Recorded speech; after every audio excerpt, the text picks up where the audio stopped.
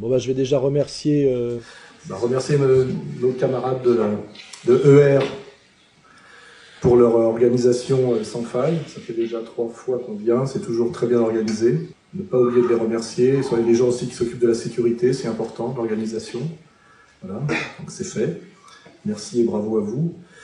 Et maintenant, je vais vous dire vite fait comment on va procéder.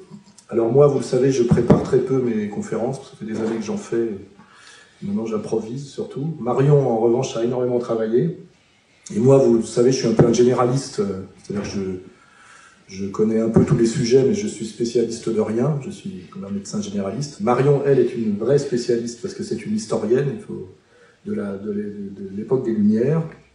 Et si, moi, intuitivement, et par mon travail d'amateur, j'avais décelé des contradictions et des étrangetés, effectivement, chez ces penseurs des Lumières qu'on nous vante finalement comme des héros de gauche, Marion, par un travail très précis, nous a démontré quelque chose qui est très important et qui est fondamental, parce que c'est vraiment remettre en cause un pilier de toute notre idéologie dominante et de notre modernité.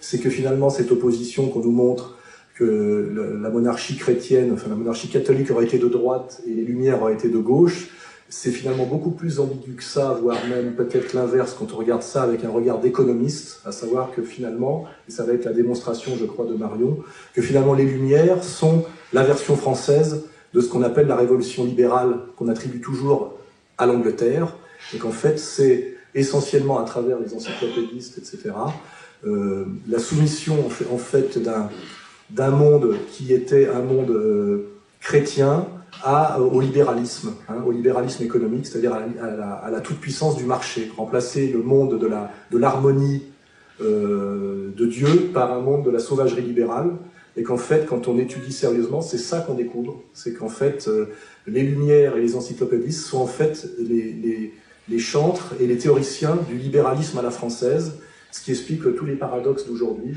notamment la société actuelle, où effectivement le gouvernement Hollande, au nom de la liberté économique et de la rationalité, est en train de détruire par exemple le CDI, etc. Donc ça sera sans doute le moyen de discuter de tout ça après par un jeu de questions-réponses.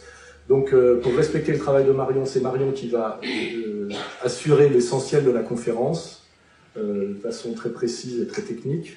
Moi je vais noter les remarques qui vont me venir et je ferai une petite intervention plus courte après.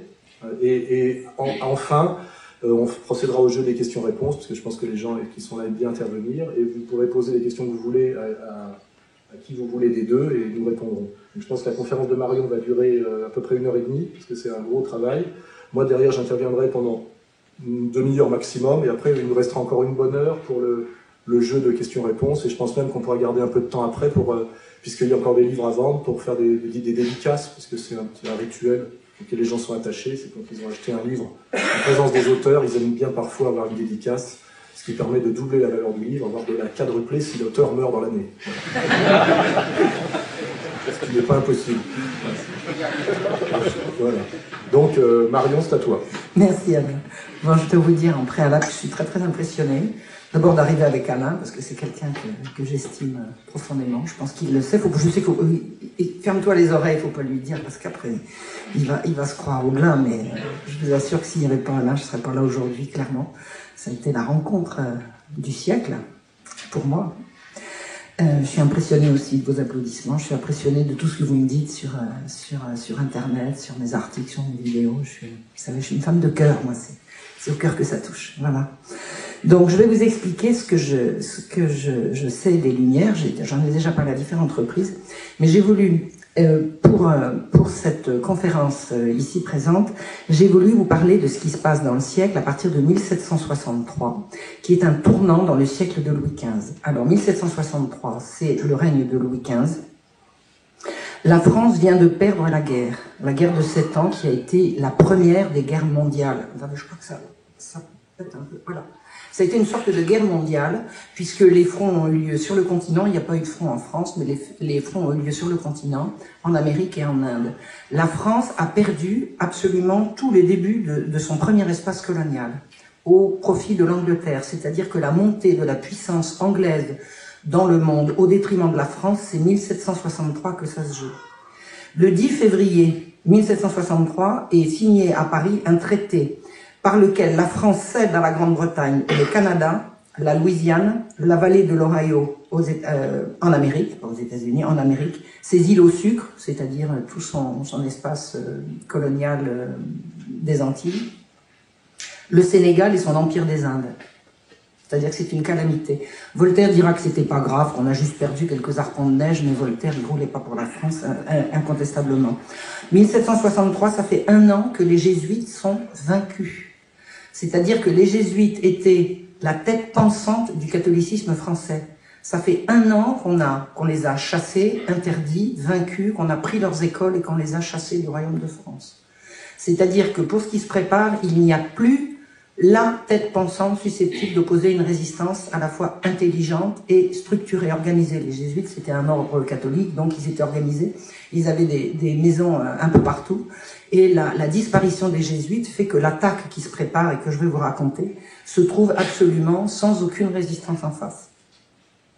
Donc les partisans des Lumières sont débarrassés de leur plus solide adversaire. Les jésuites et les gens des Lumières se disputaient par journaux interposés, c'est terminé. Les Lumières vont pouvoir répandre leur idéologie sans aucun frein. L'encyclopédie se vend très bien, elle va publier son 8e tome. Et Voltaire, qui n'est pas à Paris, qui se trouve au bord de la Suisse dans un village qui s'appelle Ferney, occupe toute l'opinion publique en œuvrant pour réhabiliter un protestant du nom de Calas qui a été roué à Toulouse pour l'assassinat de son fils, enfin pour ce qu'on lui attribue, parce qu'on lui attribue d'avoir tué son fils. Donc Voltaire occupe toute l'opinion publique en œuvrant à la réhabilitation de Calas au nom de la tolérance. C'est-à-dire que pour Voltaire, Calas est mort parce qu'il était protestant dans une ville catholique et il en appelle à la tolérance. Voilà pour vous planter le décor. Alors, le tournant du siècle, c'est l'arrivée en influence, on peut presque dire à la place des jésuites, d'un mouvement qui s'appelle la physiocratie et qui a été promu dans l'entourage du roi par la Pompadour. Alors qui est la Pompadour? Elle est la maîtresse du roi. Elle est la maîtresse du roi depuis bientôt 20 ans. Elle ne couche plus avec lui depuis plusieurs années, mais elle continue de pourvoir. C'est-à-dire que dès l'instant où elle est rentrée dans la couche royale, elle a pris sur le roi un ascendant qui ne s'est jamais démenti. Au début, il était très amoureux d'elle, c'était une très très jolie femme. Et elle s'est, parce qu'elle menait une vie de patachon pour suivre le roi partout où il allait, ça voulait dire pas dormir, elle s'est très rapidement décatie et desséchée, mais elle est toujours restée dans son entourage immédiat, il ne pouvait absolument pas se passer d'elle, il ne pouvait pas vivre sans elle. C'est elle qui lui a introduit les gens importants du siècle, qui étaient les philosophes Diderot, d'Alembert et bien sûr Voltaire, et beaucoup d'autres gens. Il y avait dans l'entourage de la Pompadour, qui recevait qui elle voulait au château de Versailles, elle avait ses appartements, elle recevait qui elle voulait, elle recevait un docteur qui s'appelait le docteur Quesnay, qui était son médecin personnel et qui expliquait l'économie. Et le docteur Quesnay est le théoricien de ce qui est devenu la physiocratie. Alors, qu'est-ce que c'est la physiocratie? On peut presque dire que c'est l'équivalent, c'est le synonyme de économie. On disait physiocrate ou économiste, mais eux, ils disaient physiocrate à l'époque. Et c'est un monsieur qui participait à l'œuvre de l'encyclopédie, où il a écrit l'article fermier et l'article grain. C'est important à savoir, la physiocratie, c'est une discipline qui parle d'agriculture, de production agricole, c'est de l'agriculture. Ce sont des agromanes, si vous voulez, les physiocrates. Ce sont les gens qui disent que la richesse provient de la terre, provient de l'agriculture, et ils vont développer toute leur idéologie autour d'une espèce de culte de la terre et du travail de la terre. Donc, l'encyclopédie deviendra le catéchisme de la physiocratie. C'est-à-dire, alors vous savez ce que c'est que l'encyclopédie? C'est un dictionnaire qui prétend faire le point de toutes les connaissances du moment. C'est dirigé par Diderot, c'est une entreprise à l'origine franc-maçonne, c'est-à-dire ce sont les francs-maçons qui décident de faire un dictionnaire qui fasse l'état des connaissances à un moment donné, qui confie ça à Diderot, mais ils n'ont rien inventé, il y avait déjà une encyclopédie anglaise, et à l'origine du projet, les jésuites ont applaudi, parce que les jésuites étaient toujours partisans de plus d'éducation pour le plus grand nombre. Et les jésuites et l'Église se sont retournés contre l'encyclopédie quand ils ont vu ce qu'il y avait dans l'encyclopédie, mais pas sur le principe. Donc faire croire que l'Église s'est opposée au projet encyclopédique parce que c'était la diffusion du savoir, c'est une contre-vérité, c'est exactement l'inverse. L'Église s'est opposée à l'encyclopédie quand elle a dit que ça n'était pas du savoir, mais de l'idéologie. Et je vais vous expliquer laquelle. Donc, la science nouvelle introduite par le docteur Quesnay, la physiocratie, essaye de montrer que les lois de l'économie fonctionnent de la même façon que les lois de la physique. C'est-à-dire qu'il y a un ordre naturel de l'économie. Il s'inspire pour expliquer les flux des transactions dans le royaume comme on pourrait expliquer la circulation du sang. Il dit que ce sont des lois de la nature. Et le docteur Quesnay fait un tableau qu'on appelle le zigzag, où il montre comment fonctionne la circulation des marchandises et des monnaies. Et il explique ça au roi, qui est très impressionné, qui ne doit probablement pas y comprendre autre chose qu'à part que Majesté, c'est génial, vous allez voir, et on va gagner des milliers de dessins avec ça.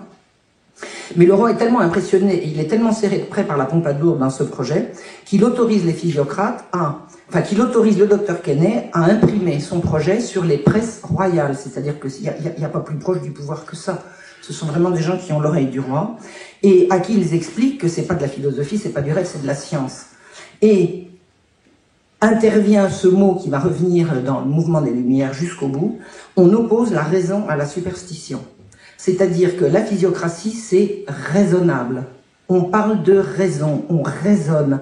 On ne fait pas on ne parle plus de foi, on ne parle plus de morale, on ne parle plus de bêtises comme ça. On parle de raison.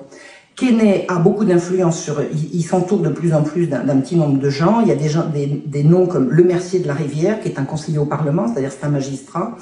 Des noms comme Gournay et Turgot, dont vous avez peut-être également entendu parler. Mirabeau, c'est un nom qui va revenir aussi. L'abbé Baudot, Dupont de Nemours, c'est un nom qui va rester également. Ils deviennent une espèce de secte institutionnalisée. Alors je le redis à chaque fois, secte, c'est pas une injure à l'époque. Une secte, c'est une organisation de ce type. On disait que comme ça, une secte institutionnalisée qui assure au roi qu'ils vont élaborer le meilleur gouvernement possible. Ils ont une méthode universelle et rationnelle d'analyser les choses économiques et les choses politiques, et ils écrivent dans toute l'Europe, c'est le règne de l'agromanie, de la physiocratie, et tout le monde se pique d'agromanie, tout le monde veut être agriculteur, et c'est l'époque où Voltaire se prétend être, il dit, laboureur, viticulteur et berger. Tous ces gens se disent laboureur, viticulteur et berger, ce qui, dit Voltaire, vaut 100 fois mieux que homme de lettres. Voilà.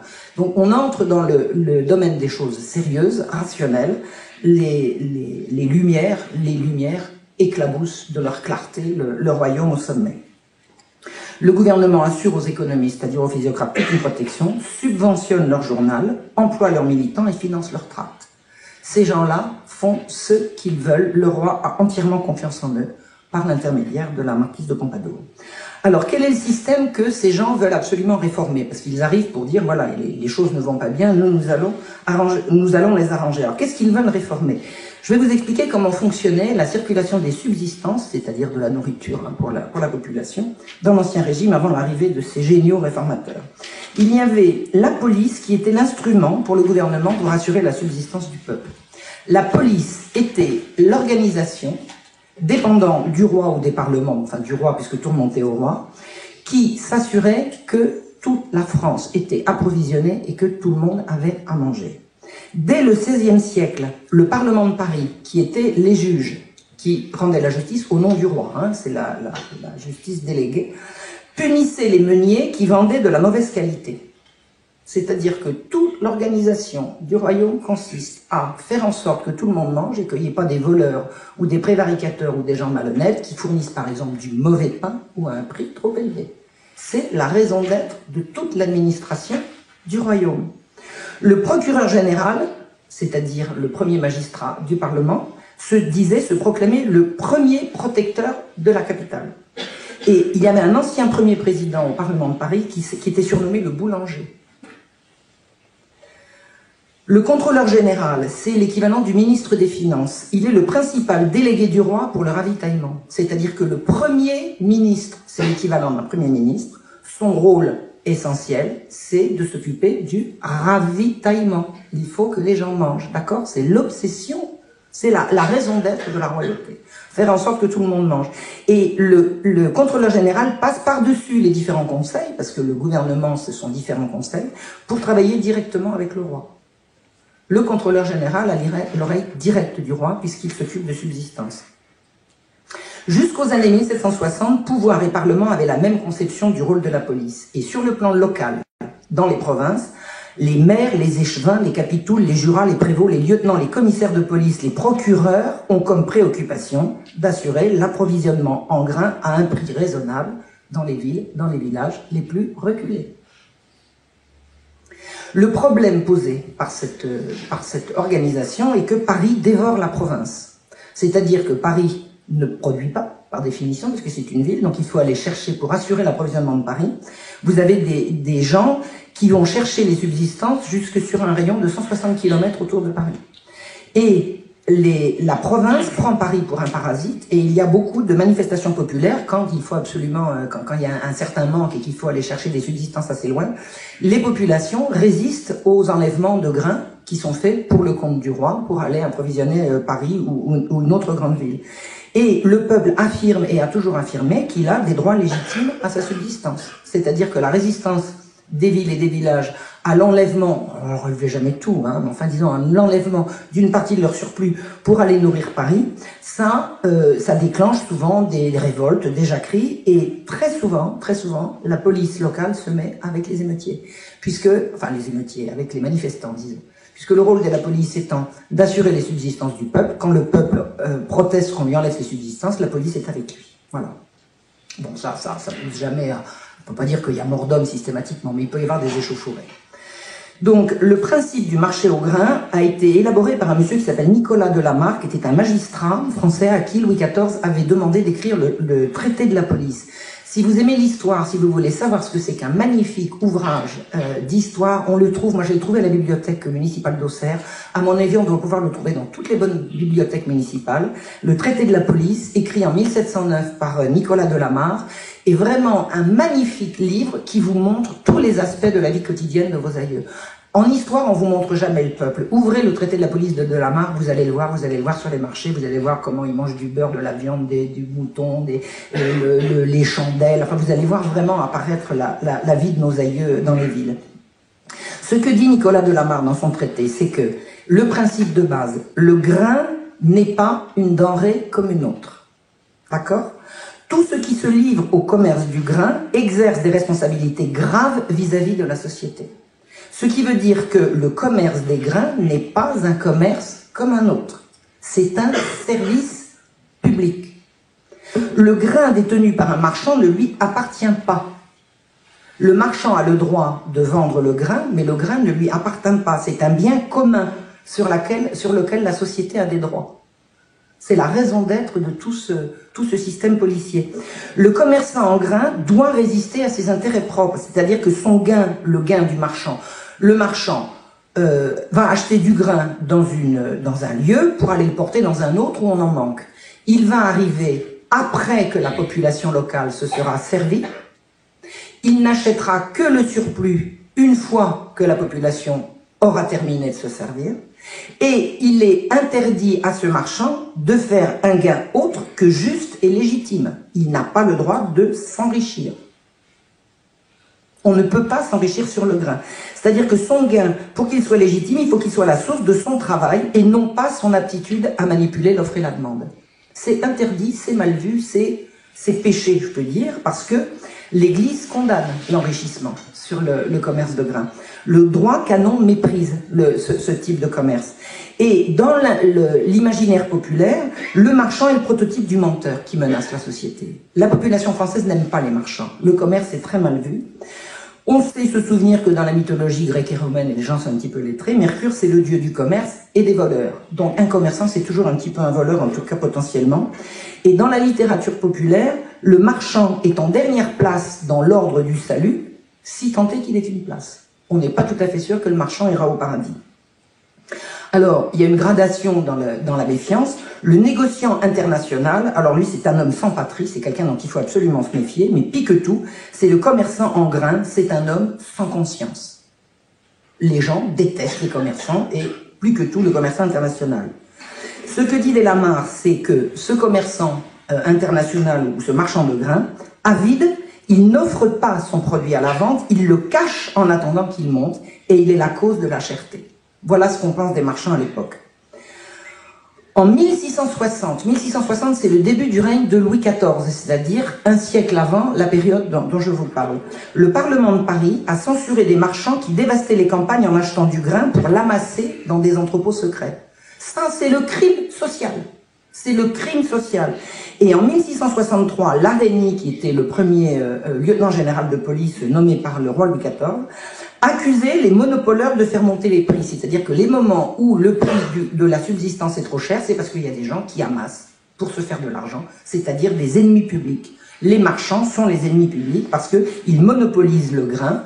Qui est l'ennemi? Le monopoleur. C'est comme ça qu'on dit. Donc, quand il y a faim et misère, pour quelque raison que ce soit, tout vient du monopole. C'est le monopole qu'il faut détruire. Et pour Mercier, qui était un observateur qui a écrit un tableau de Paris, il disait le monopoleur est un assassin et le monopole est un crime social. Voilà comment ça se passe. Comment fonctionne le commerce de grains? Il faut quand même un commerce de grains puisque vous avez du surplus ici et éventuellement un manque là. Donc on a besoin de marchands. C'est pas l'État qui va charger, il n'y a pas de service public autre que de laisser faire les marchands. Pour porter du grain ici en abondance et là en manque, on laisse faire les marchands, mais sous surveillance. Donc, quiconque veut vendre du grain, faire profession de marchand de grain, doit se faire enregistrer, déclarer son identité, son domicile, déclarer les lieux d'achat du grain, le nom du paysan chez qui ils l'ont acheté, enfin le nom de la personne à qui il l'a acheté, les lieux de leurs entrepôts, leurs prévisions et leurs destinations. Et il y a également des enquêtes de voisinage et de moralité. On ne laisse pas n'importe qui acheter du grain pour le revendre. Tous ceux qui ne s'enregistrent pas sont des brigands, sont des délinquants. C'est la prison immédiate. Toutes les transactions de subsistance doivent être publiques au marché entre certaines heures. Vous avez à l'ouverture du marché une cloche, le marché au grain commence, et quand la cloche ressonne, c'est terminé. Et toutes les transactions se sont faites publiquement sur la place du marché. Si quelqu'un est surpris à posséder une charrette de grains dont il ne peut pas dire qu'il l'a acheté au marché entre telle heure et telle heure, et dont on peut soupçonner qu'il est allé l'acheter directement chez un producteur, c'est l'arrestation immédiate. Voilà le règlement. Le prix du grain est vendu à ce qu'on appelle le juste prix. Je l'ai mis en gros. Le juste prix, c'est celui qui ne lèse ni le marchand ni le consommateur. L'idée de juste prix est ce qu'on doit assurer et qui est contraire au monopole. Dès qu'il y a un monopole, le prix est plus élevé. Le juste prix, c'est le prix qui assure qu'il n'y a pas de monopole. Et en temps de crise, parce que vous avez une grosse sécheresse ou des inondations, que la récolte a été mauvaise, pour une raison ou pour une autre, en cas de crise, le juste prix peut être imposé par les autorités, c'est ce qu'on appelle la taxation. Retenez ce mot, c'est très important. Qu'est-ce que c'est que la taxation? Quand le blé devient trop cher parce qu'on en manque, on taxe le blé, c'est-à-dire qu'on le ramène de force au juste prix. Et le peuple attend que le gouvernement, c'est-à-dire que le roi, impose la taxe. Taxation, ça veut dire faites baisser autoritairement le prix des denrées. La taxation a des racines très très anciennes. On dit que ça a des racines bibliques. Le fait pour les autorités de permettre au peuple de ne pas sombrer, de ne pas devenir victime de gens qui vont abuser de la situation pour faire du pain trop cher, c'est aussi vieux que la civilisation dans laquelle nous vivons. La taxation se pratique dans toute l'Europe. Et à Paris, il y a un certain nombre de denrées qui sont de toute façon taxées. Par exemple, le bois, la cire, la viande et le foin sont taxés. On n'a pas le droit de vendre au prix qu'on veut. Voilà. Le marchand ne fait pas la loi, il obéit à la loi. D'une façon générale, les marchands de grains et les meuniers, alors pourquoi les meuniers? Parce que le meunier, c'est la personne à qui vous portez, quand vous êtes paysan, vous portez votre blé pour qu'il le transforme en farine. Et le meunier se fait payer en argent et en blé également. Donc il est un peu stockeur de blé, il est un petit peu marchand de blé également. Et de ce fait, il est très mal vu de la population. Et le marchand de blé et le meunier ont une réputation détestable. Et ils reprochent, ces deux corporations reprochent à la police de leur faire une mauvaise réputation en les faisant passer pour des criminels. Et les policiers répliquent, c'est pas nous qui disons ça, c'est le peuple, et le peuple n'a pas besoin de nous pour penser ce qu'il pense, il est bien assez grand. Voilà. Il y a beaucoup moins de mépris de la part de la police pour ce qui concerne les prises de position du peuple que de la part des marchands. Alors que disent les physiocrates? Ils disent « La police incarne ce qu'il y a de plus mauvais dans le gouvernement. La police, c'est la tradition. Et la tradition, c'est l'ennemi. On est les lumières. On va éclairer le monde. On va vous changer tout ça. » Ils disent « La police, mais elle est vénale et stupide. » Voltaire, je vais vous dire, Voltaire, moi, il y en a toujours un truc pour Voltaire dans tout ce que je raconte. C'est normal, c'est l'homme du siècle. Il explique à propos des marchands. Écoutez bien, il dit « En France, le négociant entend lui-même parler si souvent avec dédain de sa profession qu'il est assez sot pour en rougir. Je ne sais pourtant lequel est le plus utile à un État, ou un seigneur bien poudré qui sait précisément à quelle heure le roi se lève, à quelle heure il se couche, et qui se donne des airs de grandeur en jouant le rôle d'esclave dans l'antichambre d'un ministre, ou un négociant qui enrichit son pays, donne de son cabinet des ordres à Surat et au Caire et contribue au bonheur du monde. » C'est-à-dire que Voltaire, qui est quand même une figure emblématique des Lumières et du mouvement, pour lui, il y a deux sortes d'individus, il y a les courtisans et les marchands. Et lui, bien sûr, il est du côté des marchands. Mais toute la France qui travaille derrière, elle n'existe pas.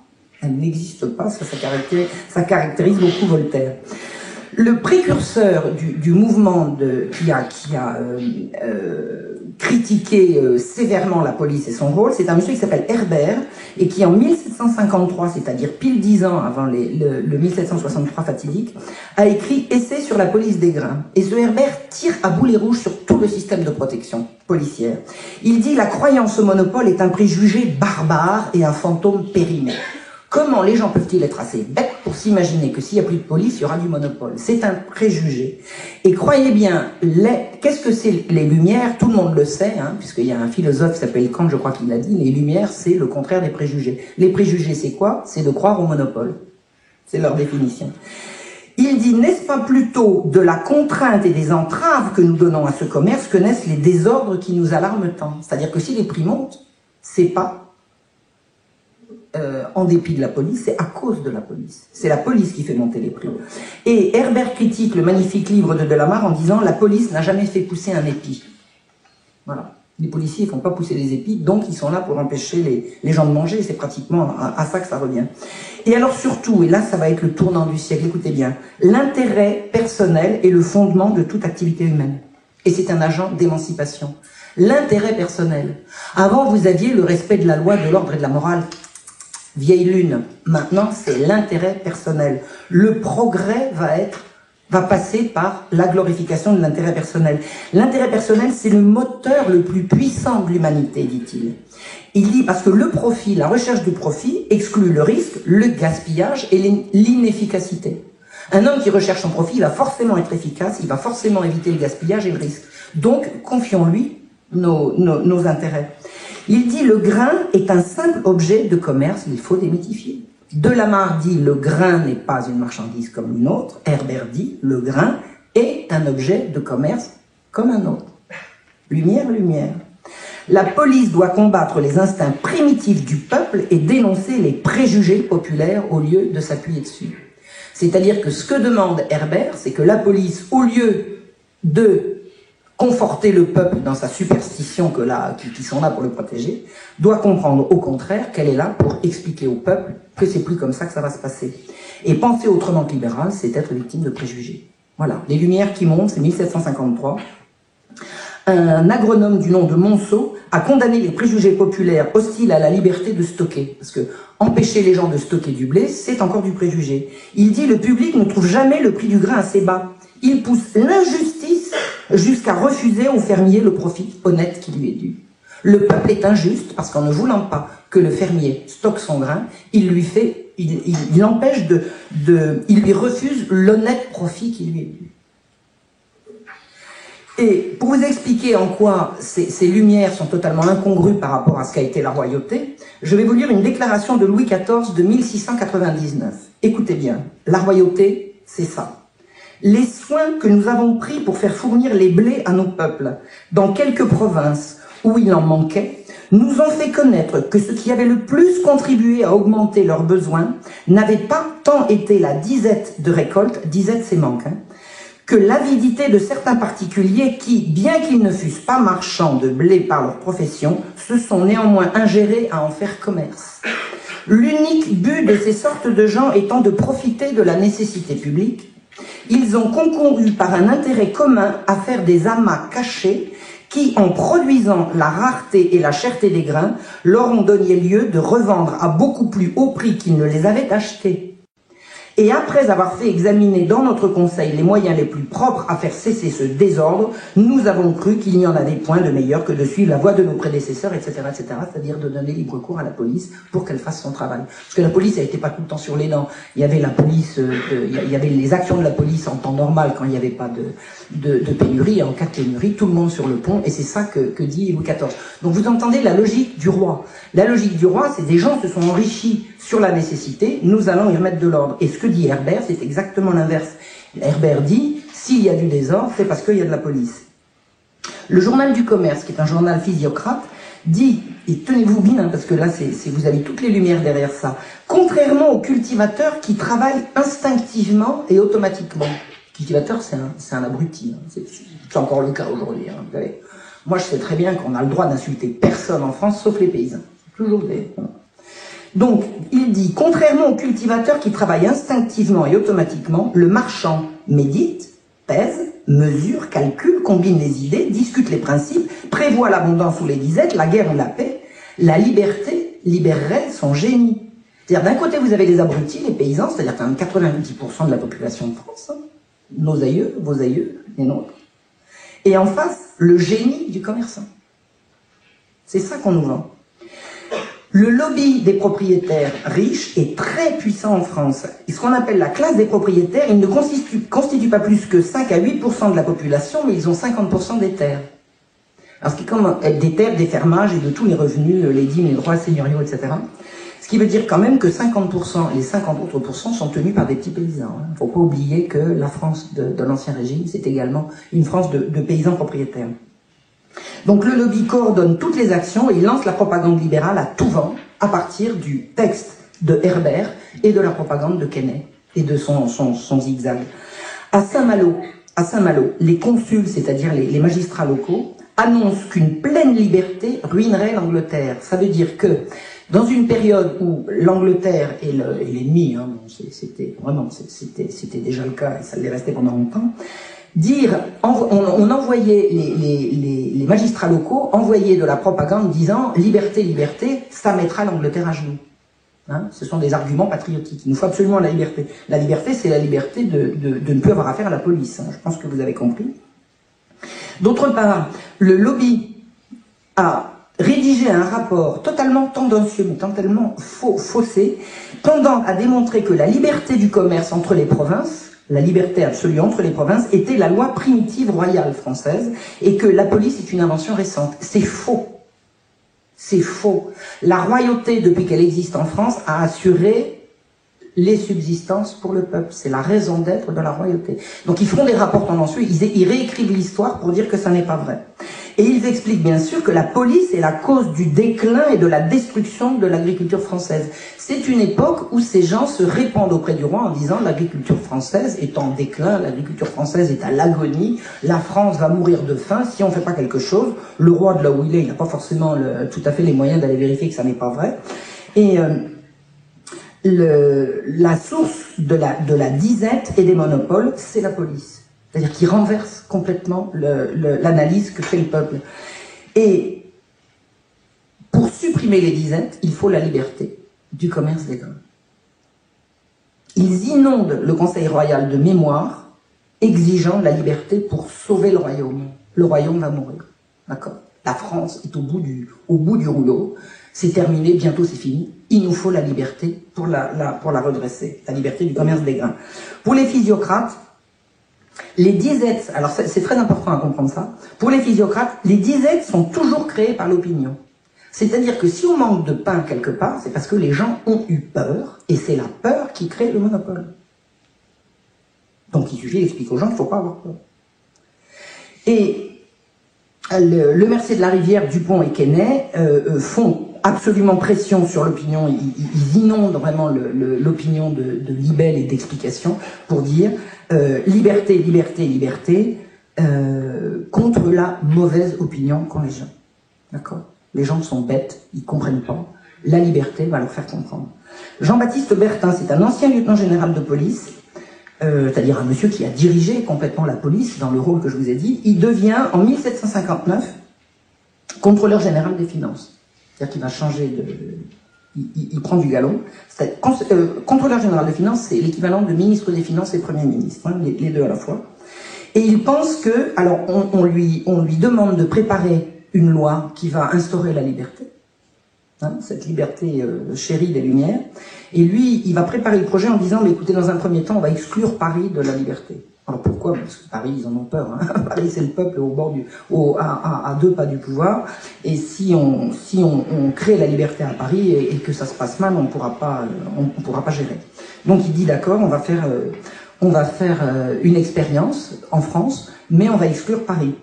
Turgot écrit, alors Turgot, c'est vraiment un personnage des Lumières que tout le monde connaît, enfin tout le monde a entendu parler, on ne sait pas qui est Turgot, mais tout le monde a entendu parler de Turgot, c'est l'homme des Lumières, c'est l'alter ego de Condorcet, Condorcet Turgot, Turgot Condorcet, Voltaire adorait Turgot, enfin Turgot c'est vraiment l'homme des Lumières. Il était à ce moment-là intendant du Limousin. Intendant, c'était l'équivalent sous le royaume des rois, sous la royauté, c'était l'équivalent d'un préfet, de ce que sont devenus les préfets, c'est-à-dire c'est le représentant du roi dans la province. Bon. Et lui, alors Bertin lance un questionnaire à tout le corps administratif pour connaître leur opinion sur la préparation qui se fait d'une loi libérale. Et Turgot répond à côté en exigeant la liberté totale, seul, dit-il, capable de sauver la France de l'horreur, tenez-vous bien, de la surabondance et de la famine. C'est-à-dire que pour Turgot, quand il y a trop de blé, c'est là que les gens ont faim. Ben, c'est normal, il y a trop de blé. Donc le prix baisse, donc le gars qui l'a le vend pas, donc les gens n'ont pas de blé et c'est là qu'ils meurent de faim. Ce sont des gens qui expliquent que la surabondance, c'est la famine. Donc, Bertin inonde toute l'administration dont il a la charge de propagande libérale avant d'envoyer son avant-projet. C'est-à-dire qu'il leur explique liberté, liberté, liberté, puis après il leur dit qu'est-ce que vous en pensez? Une façon, à sa manière de faire une enquête. Et il explique que le seul moyen d'encourager l'agriculture est d'assurer la liberté du commerce intérieur et de garantir aux cultivateurs un prix proportionnel à leur travail. Alors présenté comme ça, c'est joli. Cultivateur, mais c'est qui le cultivateur? Vous croyez que c'est le gars qui cultive ou le gars qui possède la terre? C'est pas toujours les mêmes. Et c'est là que ça marche, c'est là que le bas va blesser et que les choses vont mal tourner. Donc Bertin fustige la police dont il a eu la charge quand même pendant plusieurs années. Et dans son projet de loi, il prévoit d'abolir l'obligation d'enregistrement des marchands. Les marchands jusqu'à présent, c'était des gens qu'on pouvait suivre à la trace, on dit on arrête. Allez, on n'enregistre plus les marchands, n'importe qui peut être marchand. Il supprime l'interdiction de stockage et d'échange hors du marché. C'est-à-dire vous n'êtes plus obligé de venir au marché pour vendre le blé. Vous pouvez le vendre depuis votre grange. Vous êtes producteur de blé, le marchand passe, vous pouvez le vendre, lui vendre votre blé directement de la ferme à sa charrette. C'était interdit, c'était puni gravement sous l'ancien système. Là maintenant ça devient possible. Et il garantit la liberté de circulation à l'intérieur. C'est-à-dire qu'à travers tout le royaume, le blé peut passer d'un lieu à un autre sans aucun contrôle. Il interdit à la police d'intervenir. La police, c'est sa raison d'être d'intervenir. Ne vous inquiétez pas, on va lui trouver quoi faire. Il dispense de tous les droits intérieurs pour les grains sur les ponts, les routes et les fleuves. Alors ça, c'était assez... Il y avait des péages partout, d'ailleurs, je vous signale, quand on tournait autant des péages, hein, maintenant, c'est pas difficile. Hein. Bon, avant, on payait déjà. Maintenant, on ne sait pas où ça va. À l'époque, on savait où ça allait, puisque les péages, ça revenait à l'autorité locale. C'est une façon de faire rentrer de l'argent pour les municipalités, en fait, les péages. Donc il dit, pour empêcher que le prix du grain monte de trop, on va supprimer tous les péages. Alors merci pour les gens qui encaissaient précédemment le prix des péages, c'est-à-dire les administrations locales. Enfin, peu importe, si c'est pour le bien du peuple, admettons. Et il dit que seule l'exportation est prohibée. C'est-à-dire qu'on n'a pas le droit de vendre du blé français à l'étranger, pour le moment, dit-il. Et Paris fait exception. Or, la façon dont fonctionnait la police, alors la police, ils comprennent pas, ils disent, attendez, qu'est-ce que ça veut dire? Il dit, la police a dit, on n'a jamais dit qu'il fallait pas de marchands. On a besoin de marchands, je vous ai expliqué, quand il y a trop de blé ici et quand il n'y en a pas assez là, on a besoin de marchands. Tout ce qu'on demandait simplement, c'est qu'ils ne fassent pas la loi. On voulait que les marchands obéissent, c'est pas qu'ils commandent. Or, cette police a toujours été, et ça ce sont les témoins de l'époque qui le disent, enfin les gens concernés le disent, elle disait, elle était tolérante, souple et zélée. Elle pensait que le commerce de grains était trop important pour être laissé aux mains des marchands. Or, pour les physiocrates, pour la secte des Lumières, c'est la police qui crée la disette, et c'est le manque alors que pour la police, c'est le manque de sévérité. Ils sont vraiment en totale opposition. Et pour les physiocrates, la taxation, vous vous souvenez, c'est du vol. La taxation, c'est du vol. Dès que le prix est trop cher, le peuple crie taxation, taxation. Pour les physiocrates, la taxation, c'est du vol. Toutes ces lois d'Ancien Régime, toute cette protection du peuple sont complètement contraires aux droits de la propriété qui sont en train de monter. Je suis propriétaire de mon grain, j'en fais ce que je veux, liberté, liberté, c'est ça qui est en train de se jouer. L'expérience libérale se passe comment? Louis XV limoge Bertin, qui a fait ce projet de loi, et il nomme à la place un monsieur Laverdy, qui est un membre du Parlement. Le Parlement, c'est le tribunal, c'est la justice, c'est les juges, qui est suspect de janséniste. Alors, en 2 mots, le Parlement janséniste a fait une guerre contre la royauté, contre l'Église pendant tout le siècle. Le siècle de Louis XV a été empoisonné par les bagarres entre le Parlement et la royauté, et le Parlement et l'Église. Ça n'a pas arrêté, ça se trouve abondamment dans mon livre sur Damien et dans mon livre sur la Marche Rouge, je raconte ça. Je pense que je peux encore en écrire un 3e là-dessus. Prendre un magistrat janséniste pour le mettre contrôleur général, c'est une façon pour le roi de dire on va apaiser la querelle avec le Parlement. Donc le roi appelle un monsieur qui s'appelle Laverdy, qui va devenir contrôleur général et qui va appliquer à la lettre le projet de son prédécesseur Bertin. En mai 1763, la France est à genoux, je vous ai dit, elle a perdu la guerre, l'Angleterre va dominer le monde, la France est endettée, misérable, le roi ne sait plus où se tourner pour avoir de l'argent, il aura besoin d'argent pour payer ses fonctionnaires, pour son train, c'est pas s'imaginer que le roi a besoin d'argent que pour payer ses frasques, il en a également besoin pour faire fonctionner son royaume, et il dit, d'accord, on va lancer l'expérience libérale puisque c'est ça qui va nous apporter de l'argent, qui va enrichir tout le monde. Le credo libéral, le credo des Lumières, c'est de dire, dès que la liberté sera instaurée, tout le monde va s'enrichir, tout le monde. Vous avez entendu ça il n'y a pas longtemps, il y a quelques années, c'est ça un peu qu'on nous vendait. Alors, il y a une déclaration qui est publiée, alors signée du roi, en mai 1763, qui institue un marché national du grain, alors qu'avant le marché, il était totalement local. Local. Un producteur portait son grain au marché du village le plus proche de son domicile. Maintenant, il a le droit de le vendre où il veut, sur le territoire de la nation, sur le territoire français. La monarchie éclairée va déraciner toutes les habitudes populaires et l'esprit de clocher. Vous savez ce que c'est l'esprit de clocher? L'égoïsme du peuple français attaché à sa petite commune. Ben, on va détruire tout ça. Et on détruit tout le système de contrôle. Tout le système de contrôle est détruit. Et on dit même aux nobles et aux privilégiés qu'ils doivent se lancer dans le commerce. C'est-à-dire que les nobles sont des gens, alors là, pour un noble, devenir marchand, c'est pis que déroger, c'est le déshonneur. On leur dit, mais non. Non, c'est pas déshonorant. Acheter du blé, revendre du blé, faites-le, faites-le. Tout le monde est poussé à devenir marchand de blé. C'est-à-dire que l'espace de la signature en mai 1763 de cette décision royale, Louis XV rompt avec toute la royauté. Tout le système traditionnel est rayé d'un trait de plume. Le roi renonce à la police et au principe que la police avait régi pendant des siècles et des siècles. Et 1 an après, juillet 64, on passe du national à l'international. C'est-à-dire que 1 an après le début de la libéralisation, on ne libéralise plus seulement sur la France, on libéralise sur l'Europe. La France entre dans le marché commun de l'Europe. Cette législation fait du commerce de grains, non pas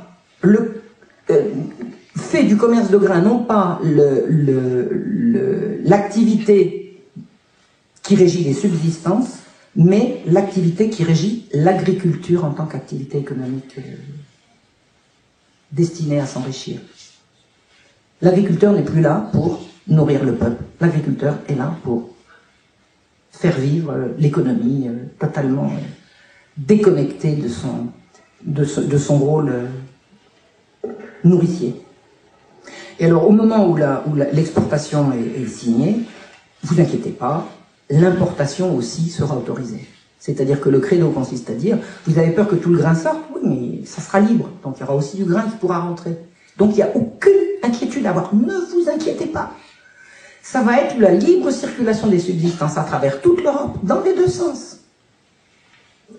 Or, il faut savoir que du temps d'Henri IV, alors Henri IV, il est mort en 1610, c'est vraiment le siècle et le siècle avant, hein, c'est un siècle et demi avant, il considérait l'exportation en cas de difficulté comme un crime de lèse-majesté. On était puni de mort quand on exportait du grain en période de difficulté. Et exporter du grain en période de difficulté, c'était exporter du grain tout court, c'est-à-dire que c'était pas un marchand qui pouvait exporter du grain. en quelque période que ce soit. Il fallait qu'il ait l'autorisation et éventuellement même l'ordre de le faire. Donc en fait, on a remplacé l'absolutisme par la loi naturelle. Le grain va circuler librement. Il est devenu une simple source de richesse. C'est la lumière. C'est la fin de l'obscurantisme. Ça s'appelle le progrès. Et c'est vendu comme ça. Ces seules restrictions, il y a des restrictions à l'exportation qui consistent à dire si le grain atteint un prix trop élevé, on va limiter les exportations. Ben, c'est encore de trop. Vous avez des consuls de Saint-Malo qui disent « Il est bien affligeant que l'amour trop tendre du souverain et de ses ministres pour le peuple les empêche d'abroger entièrement et pour toujours cette police craintive et incertaine qui a presque détruit notre agriculture. » Un certain Le Trône, qui est également un magistrat physiocrate, écrit « La déclaration du 25 mai 1763 a abattu ces barrières intérieures élevées par la timidité, si longtemps maintenue par l'usage, si favorable au monopole et si chère aux yeux de l'autorité arbitraire. Mais il reste encore à faire le pas le plus essentiel, c'est-à-dire la liberté totale, illimitée, à l'intérieur et à l'extérieur du royaume. » Ils veulent toute la liberté totale, plus aucun contrôle, et y compris bien sûr sur Paris. Donc, ce qu'on veut, c'est la liberté d'exporter sans entrave, qui fera un prix commun du blé en Europe. On veut le marché commun du blé en Europe. Et ça apportera l'abondance. Le bienfait, quand il y aura un prix commun en Europe, ça sera le bon prix, et tout le monde sera content, et tout le monde aura à manger, et tout le monde sera riche, et il n'y aura plus de pauvres. Et l'agriculture, bien sûr, aura reçu un coup de fouet, et ça sera absolument merveilleux. C'est le but, c'est le but. Or, en 1763, la récolte est excellente. Il y a des bonnes perspectives pour 1764, donc les 2 premières années, la population ne le sent pas tellement, mais Turgot et Dupont de Nemours sont là sur c'est eux qui ont aidé Laverdy à rédiger son édit d'exportation, l'édit de 64. Ils veulent la liberté inconditionnelle, intérieure et extérieure immédiatement. Ils font pression, il nous faut la liberté totale à l'intérieur et à l'extérieur. Laverdy dit non, écoutez, je vais attendre encore un petit peu pour la liberté de l'exportation, et de toute façon, je l'interdirai au-delà d'un certain prix. Alors, comment est-ce que la royauté a pu accepter un truc comme ça? C'est ahurissant, c'est la fin de la royauté. C'est la fin de la royauté. Il y avait un roi avant, et vous allez voir comment le peuple réagit à ça. Le libéralisme a semblé au roi un refuge contre les pressions du Parlement. Le Parlement n'a pas cessé de harceler le roi de France pendant tout le siècle. Et là, le roi se dit... Dans le Parlement, il y a énormément de propriétaires terriens. Les parlements, ils veulent ça. Les juges, les magistrats sont beaucoup propriétaires terriens et le libéralisme les intéresse. Donc le roi se dit, ils vont se calmer si je leur donne ça. Donc ça, c'est un argument, on peut dire, de pas forcément de mauvaise politique. Mais surtout, on lui vend un projet qui est cartésien, c'est-à-dire la raison, et newtonien, c'est-à-dire l'observation. C'est scientifique ce qu'on a vendu au roi. Le roi va sortir des ténèbres, il va rentrer dans la lumière. Et la physiocratie relève non pas de la tradition, et de la loi fondamentale, qui étaient les bases du royaume, mais de la nature et des rois physiques. Et en fait, le roi pense il sait qu'il est de plus en plus impopulaire, il pense qu'il va reconquérir le monde rural, dont tout le monde lui dit qu'il ne fait que l'accabler d'impôts. Et ça, c'est vrai que le roi accable la population d'impôts, ça a toujours été, les Français ont toujours payé des impôts, ils ont toujours trouvé qu'ils en payaient trop, et à mon avis, c'est probablement vrai également, mais d'un autre côté, une royauté ne peut pas non plus vivre sans impôts. Et ce qu'on a vendu au roi, c'est que grâce à ce système-là, puisque la campagne, c'est les agriculteurs, on va enrichir les agriculteurs, c'est comme ça que ça lui est vendu, il pense qu'il va reconquérir le monde rural et qu'il va pouvoir se faire une popularité qui est gravement entachée par toutes ces phrases et pour tout un tas de choses. Enfin, ça pourrait être un autre sujet. Donc on lui explique que le libéralisme, ça va être un retour au lien charnel qui liait le roi à l'ossature de la nation, la partie la plus précieuse du peuple. Mais ce que le roi ne sait pas, et ce que ces messieurs en sont bien gardés de lui dire, c'est que la majeure partie de la paysannerie fait partie des acheteurs et pas des vendeurs. Le paysan, il achète son grain. Tous les paysans ne sont pas des producteurs de grains pour eux. Vous avez des tout petits paysans, vous en avez qui font de l'élevage, vous avez ceci, vous avez cela. La moitié de la population, la majeure partie, c'est pas la moitié, l'écrasante partie de la paysannerie fait partie des gens qui vont être lésés par l'augmentation du prix du grain. Alors que les gros propriétaires, eux, c'est clair, ils vont s'enrichir, mais ils ne sont pas la majorité, ils vont être la minorité.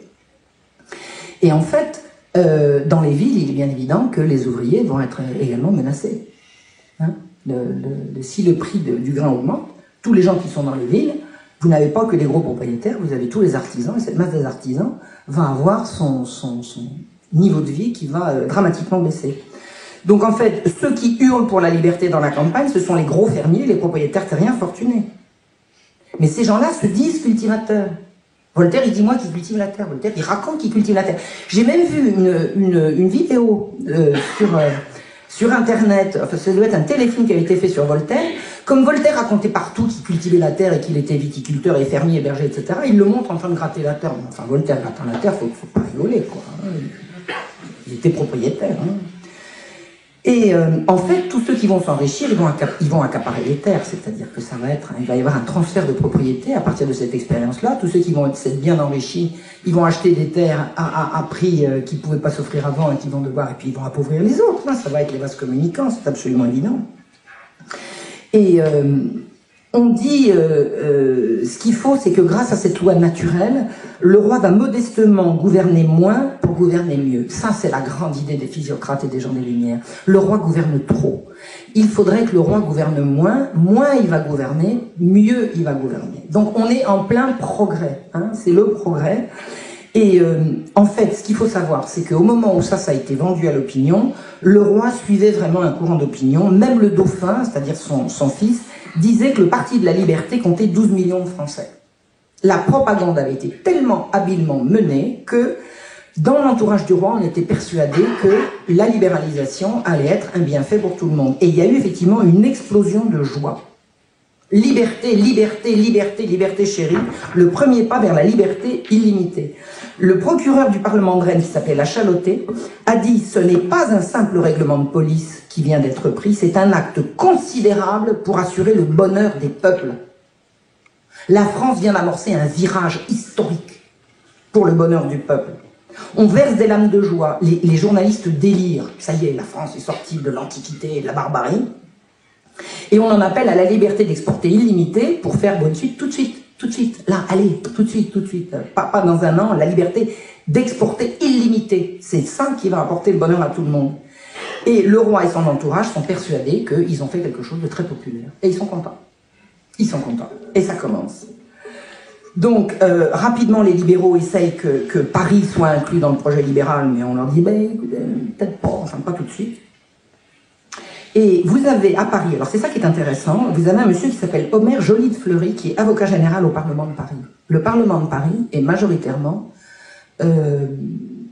pour la libéralisation. Ce sont des gens riches, ce sont des nobles, qui tirent la plupart de leurs revenus de leur fermage. Et de leur, bon, la justice est payante, donc en rendant la justice, ils gagnent de l'argent, mais ils ont investi leur argent dans des terres, dans des châteaux, etc. Tous les beaux châteaux du XVIIIe siècle, ça appartient à des magistrats. Majoritairement, le Parlement de Paris est pour le libéralisme. Mais majorité ne dit pas unanimité.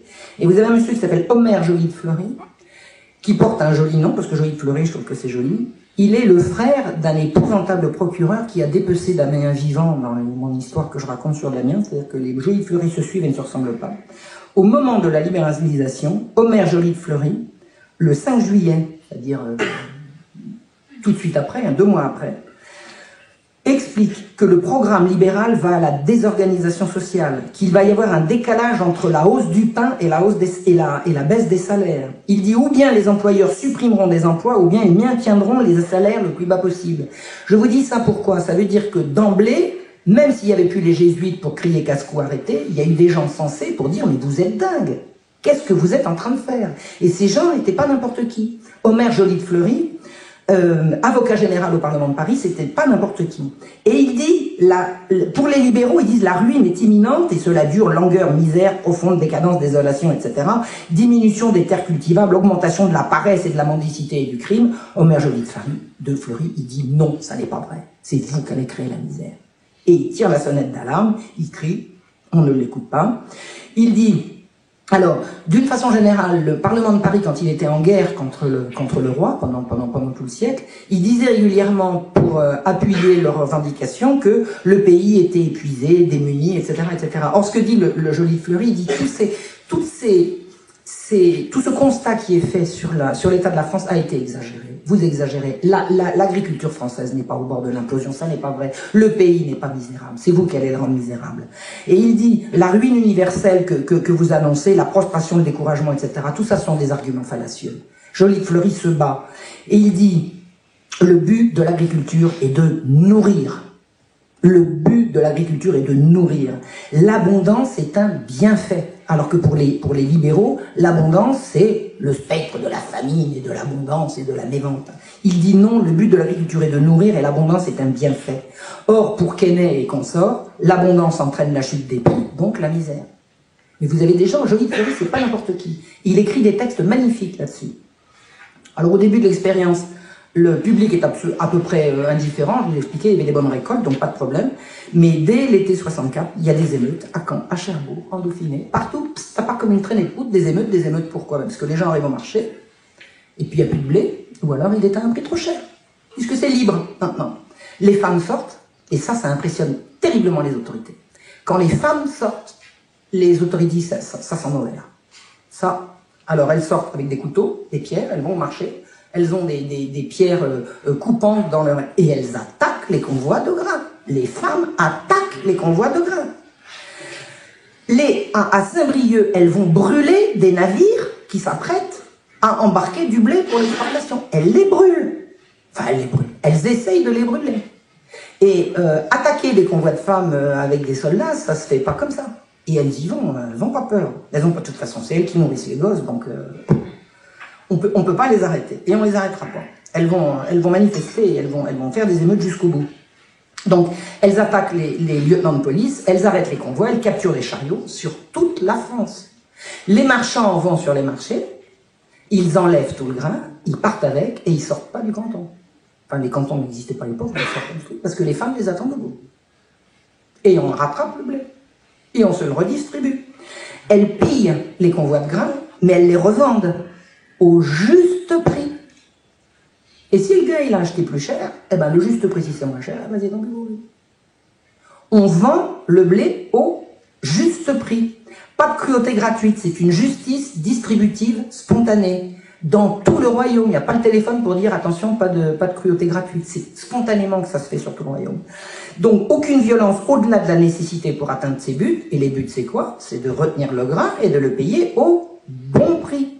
Le prix d'avant la réforme.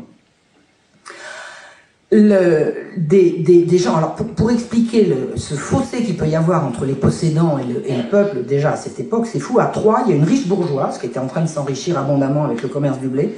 Elle a dit que si les femmes n'avaient pas de pain pour leurs enfants, elles n'avaient qu'à manger leurs enfants. Eh ben, écoutez, je ne sais pas ce qu'il est resté de sa propriété après le truc. Il y a une expédition punitive contre elle. J'ai pas les détails, mais j'en connais suffisamment pour savoir qu'il n'a pas dû rester une pierre sur une pierre de la maison de la dame.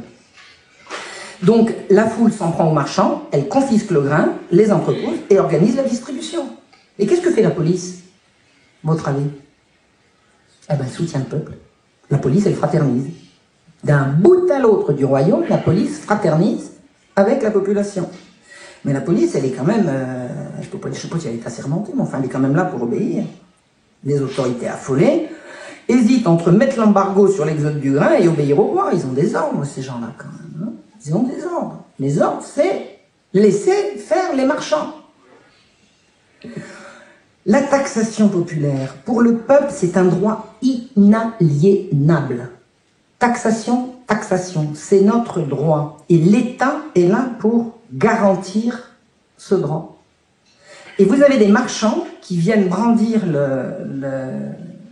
la décision royale et qui disent « on a le droit, vous ne pouvez pas nous en empêcher ».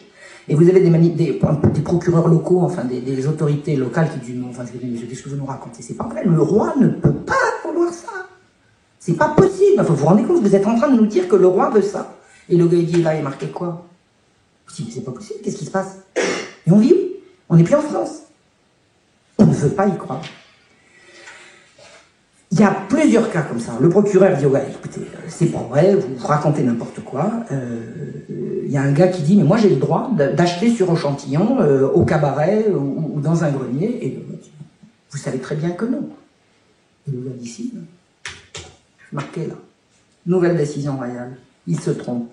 Les autorités locales assistent impuissantes à des tractations de fournisseurs irresponsables qui vont engendrer la famine. La famine. Des gens vont mourir de faim dans la France prospère et riche du XVIIIe siècle. Un subdélégué, alors je vous explique, je vous ai dit ce que c'était qu'un intendant, c'était un représentant de l'autorité royale, un subdélégué, il y avait des subdélégués dépendants, c'était l'autorité au-dessous des intendants. Un subdélégué écrit « Les nouvelles richesses vont dans un petit nombre de mains, les salaires baissent, le chômage augmente, les épidémies succèdent à la famine. » On est en pleine période d'abondance. En 1766, la récolte est très abondante, le grain ne devrait pas dépasser 12-15 livres, or il augmente sans arrêt, sans arrêt, sans arrêt. Mais c'est pas un vice, c'était ça que voulaient les physiocrates. Ils voulaient que le grain monte pour assurer un juste bénéfice aux gens dont l'intérêt est de s'enrichir, vous savez, les gens éclairés. Des subdélégués envoient partout. Alors c'est très intéressant, l'Ancien Régime, on a toujours des traces de ces trucs-là. Les subdélégués, les intendants, ils écrivent, et tout ça aux archives, ça remplit des cartons. Et Stephen Kaplan, l'historien qui a fait ce magnifique travail, il est allé chercher tout ça dans les archives. On a des traces de tout ça, hein. C'est pas la peine d'inventer, ça se retrouve. Il dit « Le peuple a des droits sur les denrées de première nécessité. Cela implique la limitation de la propriété. Les non-propriétaires aussi ont des droits. On les a oubliés, les non-propriétaires. D'abord, il y a les petits propriétaires, mais il y a également les non-propriétaires. Fin 1768, c'est la révolte universelle. C'est pire qu'en 1709, où il y a eu vraiment une famine. Il faut, fin 1768, 24 sous pour nourrir sa famille quand on en gagne 15. Et avant la réforme, on avait la même chose pour 12. 12 sous. Les gens ne peuvent plus nourrir leur famille. Laverdy, le ministre, il dit le peuple résiste aux Lumières, on va le forcer. Voilà, de toute façon, le peuple est irrationnel et on ne dialogue pas avec la déraison. C'est-à-dire qu'à toutes les autorités qui leur disent enfin, arrêtez ça, ils disent vous écoutez le peuple, vous êtes fous. Vous écoutez le peuple, mais vous savez bien que c'est des idiots. Il faut lutter contre les préjugés. Seule la lutte contre les préjugés peut affaiblir le peuple pour l'amener à s'habituer à un bien. C'est ça les Lumières. Le peuple ne veut pas ce qui est bon pour lui parce qu'il est trop bête, et en le forçant, on va l'habituer à ce bien-là. Et, disent-ils, la disette est impossible dans un régime de liberté, donc elle n'a pas lieu. Vous nous dites qu'il y a une disette, moi je vous explique que la disette n'est pas possible dans la liberté, comme il y a la liberté, il n'y a pas de disette. Circuler, il n'y a rien à voir. La foule est inconsidérée, capricieuse, aveugle, etc. Mais les marchés sont vides, et les bateaux sont pleins. Les libéraux disent les autorités sont trop molles, les policiers sympathisent avec les émeutiers, on les punit pas. Ben non, dans le royaume de France, on punit pas quelqu'un qui crie parce qu'il a faim. Ça ne se fait pas. Eh ben ils disent, non, attendez, arrêtez les meneurs, arrêtez les meneurs. D'autre part, les libéraux disent la conviction que le roi reviendra sur ses décisions est une illusion. Il faut détruire ces opinions aberrantes, c'est-à-dire que le peuple doit savoir que ces lois sont fixes, invariables, perpétuelles et irrévocables. On est entré dans l'ère libérale et ne vous imaginez pas que quelque roi que ce soit reviendra en arrière. Et ils disent, quand le peuple aura compris ça, il se calmera. Ah oui. Donc, une campagne permanente en faveur de la libéralisation est organisée par la SEC, en l'occurrence du Pont de Nemours, et ils écrivent dans la presse, dans les périodiques, dans les pamphlets, on inonde la France d'apologie de ce système qui met les gens dans la rue, qui met les gens dans les champs, qui met les gens sur les routes. C'est une émeute universelle. On exige de la police, alors tenez-vous bien, je vais vous expliquer ce que c'était que la police, on va exiger d'elle qu'elle assure la protection d'une entreprise d'utilité publique qui est le commerce des grains. Avant, la police, elle protégeait la population contre les marchands. Maintenant, elle protège les marchands contre la population. Et obéissez, s'il vous plaît. La critique de la police est absolument immonde. Les gens des Lumières racontent que, sous prétexte d'assurer le bien-être du peuple, la police, en fait, aggrave ses soucis. Condorcet pense, avec son ami Turgot, qu'il faut éduquer la police. Alors Condorcet, c'est son truc, hein, c'est l'éducation. Alors lui, il va éduquer la police au dogme, au credo libéral. Et Turgot écrit et fait envoyer gratuitement dans toute la France un traité qui s'appelle « La liberté du commerce des grains, toujours utile et jamais nuisible ». Et hop, on envoie ça partout. Turgot, il n'est rien encore à l'époque. Hein. Il est juste militant de la cause libérale, il n'est pas encore ministre. Ça viendra dans une prochaine conférence, si vous êtes d'accord. Donc, il calomnie la police, il dit qu'elle est vénale, mercenaire, c'est une race de sangsues qui perçoit les taxes. On dit que si la police s'oppose à la libéralisation, c'est parce qu'avant, ils gagnaient, ils touchaient, ils prévariquaient, et que maintenant, ils peuvent plus. Elle cherche bassement à conquérir la confiance du peuple en volant les pauvres marchands. Vous vous rendez compte? pour aider ce vilain peuple, on embête les pauvres marchands. La police est réactionnaire, démagogique, superficielle, étroite, simpliste. Elle ne voit que désordre dans la nature. Elle croit bêtement que plus le souverain gouverne, mieux les peuples est gouvernés. Sont-ils bêtes, ces flics? Vous vous rendez compte? Or, désormais, c'est ce que je viens de vous dire, la police n'est plus sur les marchés pour protéger le peuple contre les marchands, mais les marchands contre le peuple. Alors, qu'est-ce qu'il faut faire? Ah, ben, écoutez, puisque le peuple n'est pas capable de raisonner, ben, il faut arrêter les bonheurs, il faut frapper. Allez-y. La police n'est pas d'accord, elle n'est pas là pour ça. Pour Truden, c'est un mot qui vous dit quelque chose, hein, Truden. Hein, il dit, le peuple n'est pas capable de raisonner, les artisans des villes ne sont pas capables de comprendre la liberté. Alors là, on en était aux paysans, on en arrive aux ouvriers. Ils sont bêtes. Ils n'ont pas compris que ça va se passer, qu'après ça sera le bon prix et qu'ils pourront se l'acheter. Donc, à l'intendant qui écrit que la cherté vient de la liberté, Laverdy répond qu'elle provient du manque de liberté. Vous savez quoi? Il n'y en a pas assez encore de liberté.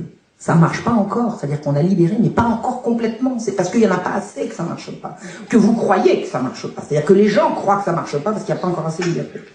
Donc, vous avez un intendant qui s'appelle Cipierre, C-Y-P-I-E-2-R-E, qui est un monsieur qui a écrit des choses magnifiques pour dénoncer cette expérience libérale.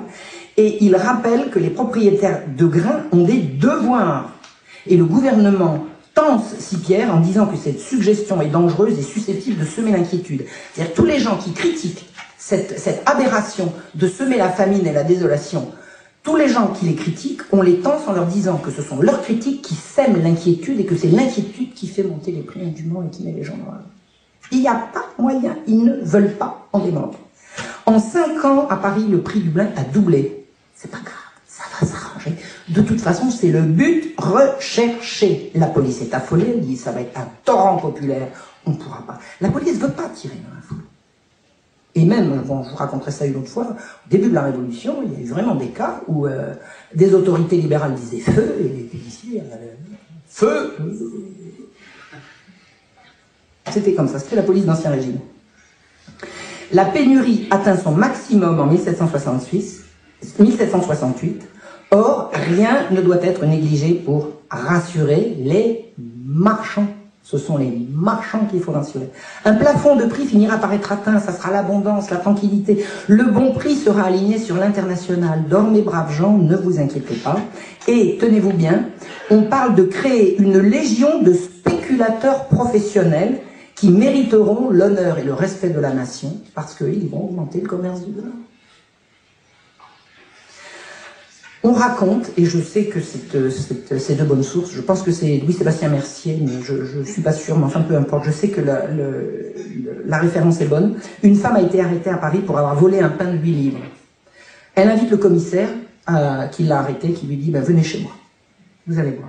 Et quand elle arrive chez elle, on trouve son mari pendu, entouré de 4 enfants frappés d'épouvante. Le commissaire la libère et paye le pain. Et l'information circule. Ils sont fous, on va où comme ça? On va où comme ça? Si les gens se suicident pour pas mourir de faim. La France se couvre de placards. Et on sait que ce sont des placards populaires parce que compte tenu de l'orthographe, on sait que ce sont des gens du peuple qui les ont écrits. Et on en trouve jusque dans la chambre du roi. Et ça, pour rentrer dans la chambre du roi, ça peut être qu'un valet. Et on trouve un très très joli placard qui dit « Sous Henri IV, on avait éprouvé une cherté de pain occasionnée par les guerres. Mais dans ce temps, on avait un roi. Sous Louis XIV, on avait également éprouvé plusieurs autres chertés de pain produites tantôt par des guerres, tantôt par une disette réelle, mais qui avaient pour cause l'intempérie des saisons. Mais on avait un roi. Au temps présent, on ne peut attribuer la cherté du pain ni aux guerres, ni à une disette de blé, mais on n'a point de roi, parce que le roi est marchand de blé. » Le Parlement de Paris informe que la famine est aux portes. Il prie le roi de prendre des mesures pour faciliter la subsistance du pauvre peuple qui souffre de la cherté excessive. Le roi repousse cette ouverture. « J'aime mes peuples, dit-il. Je n'ai nul besoin d'être stimulé pour les aider et les soulager. » On lui a quand même vendu pendant des années que c'était pour soulager le peuple, donc il y croit encore un peu. C'est pas qu'il n'était pas futé, c'est qu'il avait vraiment des filtres. Il y avait des filtres entre lui et la réalité qui étaient suffisamment forts pour lui faire tenir ce langage-là sans malignité, forcément. Il dit « Les mesures que j'ai prises ont assuré leur subsistance. Ils ne peuvent être troublés que par des démarches inconsidérées comme la vôtre. » Donc le roi ne veut rien savoir. Pour le roi, la cherté est un accident naturel, c'est une question de météo. Comme disait quelqu'un, les prix montent comme il pleut. puisque c'est la loi naturelle, c'est de la physique. C'est pas qu'il y ait des salopards qui s'engraissent, pas du tout. C'est la loi naturelle. En octobre 68, le Parlement de Rouen, alors les parlements, de plus en plus, même ceux qui étaient pour la libéralisation, ils se retournent, parce qu'ils voient que c'est grave. Le Parlement de Rouen écrit « Le courtisan qui nage dans les délices ne peut se figurer les horreurs de l'indigence, qu'il descende dans les détails, qu'il visite les campagnes, qu'il parcourt dans nos villes les dépôts de la misère humaine. Sa délicatesse frémira des spectacles qui se présentent de toutes parts à ses yeux. » Une assemblée générale de police est organisée par le Parlement de Paris pour étudier le problème. Elle est convoquée par le Parlement et qui dit « Il faut écouter la voix du peuple. La voix du peuple, c'est la voix de Dieu. Vox populi, vox Dei. » Le Parlement dit « Vous n'écoutez pas la voix du peuple. Or, la voix du peuple, c'est la voix de Dieu. » Vous savez Dieu, hein. On n'a plus pour longtemps qu'on le mette à bas. Et il dit « La voix du peuple veut un ordre moral et non des élucubrations d'écrivains qui veulent un ordre physique. » Les élucubrations d'écrivains, c'est exactement ça l'encyclopédie. Le 10 novembre 68, des lettres patentes réaffirment que l'ancienne législation est abolie. C'est-à-dire que l'Assemblée générale de police ne sera suivie d'aucune décision royale censée. Ces gens se battent en vain. Liberté, le libéralisme n'est pas négociable. On va rester libéral. Et ce que disent les libéraux, enfin le roi, c'est « Nous n'avons pas encore réussi à rendre cette liberté salutaire aussi effective que nous l'aurions voulu. » C'est-à-dire que si les gens meurent de faim, c'est pas qu'il y a trop de liberté, c'est qu'il n'y en a encore pas assez. Or, pour un magistrat qui s'appelle Lepelletier, les économistes sont les ennemis du bien public. Il dit « Une foule d'écrivains qui n'a ni la mission ni le pouvoir d'exprimer la volonté publique prétend être son organe en exaltant le système le plus incongru au sujet de sa subsistance. » Voilà. C'est-à-dire que vraiment à l'époque, il y avait des gens qui avaient la tête sur les épaules, les yeux en face des trous. Même si les jésuites n'étaient plus là parce qu'on s'en était débarrassé, il restait suffisamment de Français intelligents et sensés pour comprendre qu'on était en train d'amener la ruine du royaume, en tout cas de la royauté et certainement du peuple français. Laverdy a été disgracié fin septembre 68, mais ça a continué quand même. On dit que l'augmentation excessive des prix n'a aucun rapport avec la libéralisation. C'est pas de la faute de la libéralisation. Au contraire, elle est due aux séquelles de l'ancien système. Si le système nouveau était vraiment appliqué, par définition, il n'y aurait pas de disette. C'est un dogme. C'est une croyance. Ces gens-là ont la foi. Mais c'est même une superstition, quoi. Or, ils prétendent que c'est la raison et que c'est... Ils disent les prix ne peuvent pas augmenter, donc ils n'augmentent pas. Il ne peut pas y avoir de pénurie, donc il n'y en a pas. Ce sont des croyants, ce sont des fanatiques croyants. La critique anti-libérale va se déchaîner. Le lieutenant criminel de la police de Paris dit qu'il n'y a pas de superflu, parce que les marchands, ils achètent le superflu et ils le revendent. Mais ces gens-là disent qu'il n'y a pas de superflu. Ce qui reste après la consommation, c'est la réserve indispensable pour faire front en cas de pénurie. Pour Necker, c'est là qu'apparaît Necker, alors ça je vous en parlerai une autre fois, il dit « La propriété ne peut pas priver le peuple de pain pour faire du profit ». On commence à théoriser que non, ça suffit, que ça ne marchera pas comme ça.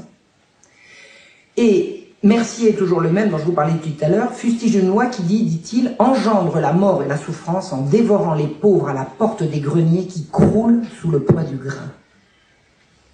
La France regorge de grains et les gens ne peuvent plus se nourrir. Mais on a inventé la pierre philosophale.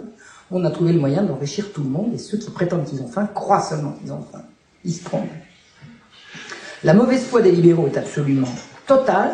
Ils prétendent que les exportations ont été marginales. Ils disent que la liberté n'a pas augmenté tant que ça les exportations, donc le grain globalement est resté en France. Donc c'est faux de raconter qu'il y a eu pénurie. Or les chiffres sont truqués parce que dans la même période, la construction navale de Rouen et du Havre a été multipliée, a connu une impulsion salutaire avec l'exportation des grains. Alors c'est l'un ou c'est l'autre. Soit il y a eu une augmentation d'exportation, soit il n'y a pas eu d'augmentation de la construction navale. C'est évident. Donc les chiffres sont truqués, ils font des rapports fallacieux mensongers. En fait, les résultats des exportations ont été considérables, et pour Dupont, et ça ils se le disent entre eux, elles ont même été spectaculaires. C'est-à-dire que le grain est parti en Belgique, dans les villes d'Allemagne, enfin partout où on pouvait... parce que la France est un grand pays producteur de grains. La France est un grand pays agricole. Tout ça partait à l'export. Alors, les Lumières au secours de la liberté, vous avez des poètes qui se sont précipités pour défendre le système. Donc il y avait un monsieur qui s'appelait Jean-François, marquis de Saint-Lambert. Alors, Voltaire avait une admiration sans borne pour ce monsieur de Saint-Lambert. Il n'était pas rancunier parce que Saint-Lambert lui a piqué sa bonne amie. Un jour, Voltaire revenait de voyage et il a trouvé sa bonne amie Émilie au lit avec Saint-Lambert, qui lui a fait un petit, puis finalement, après l'accouchement, elle en est morte et tout, mais enfin, il trouvait quand même que Saint-Lambert avait beaucoup de qualités. Il n'était pas rancunier. Et Saint-Lambert écrit bien. Écoutez bien la vision qu'ont les poètes et les gens des Lumières de cette horreur que je viens de vous décrire. Il fut enfin permis au peuple des hameaux de vendre à l'étranger le fruit de leurs travaux. Hein, parce qu'avant, les paysans n'avaient pas le droit de vendre leur grain à l'étranger. Maintenant, il fut enfin permis, d'accord? Le fermier s'enrichit. Le commerce plus libre fit couler sur nos champs l'or du Tage et du Tibre. On paya les impôts sans se croire opprimé, tout fut riche et content, et le roi fut aimé. Alors que c'est la famine. C'est la famine. Les gens ne mangent pas. Les nouveaux riches sont d'une arrogance absolument effroyable. J'ai bientôt fini.